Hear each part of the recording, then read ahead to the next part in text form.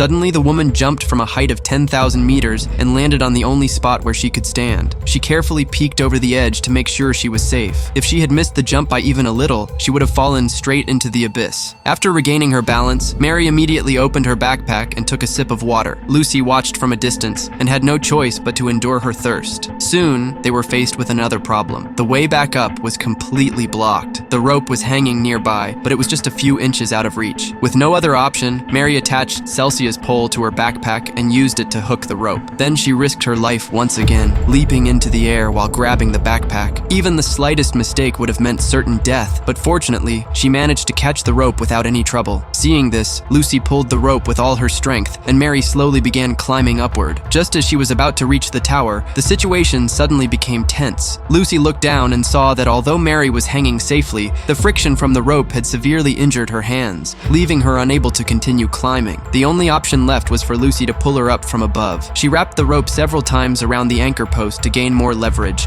and after a great deal of effort, she finally pulled Mary onto the platform. Seeing Mary's badly injured hands, Lucy became emotional for a moment, but once she knew Mary was safe, the two of them focused once again on surviving. Lucy drank the remaining water, then took a piece of paper from her backpack, wrote down the tower's location along with a distress message, and tied it to the drone before sending it off. However, the drone immediately warned that its battery was too low. Lucy quickly recalled it and caught it just before it crashed. Now they faced another serious problem. There was no power source to recharge the drone. To make matters worse, they had completely run out of water, putting both of them at risk of dehydration. Just then, Mary noticed the signaling device mounted on the tower. She realized that if they could reach the very top of the tower, they might be able to get electricity from it. Despite the pain in her injured leg, Lucy began climbing once again. At last, she reached the top and removed the light bulb. She connected the drone's charging cable to the power source, and to their relief, the drone actually started charging. Both of them sighed with relief, but as they waited, their strength continued to fade. Lucy began to stagger from exhaustion, and just as the drone was almost fully charged, a vulture suddenly swooped down at her. Startled, Lucy lost her balance and quickly stepped back onto the platform to steady herself.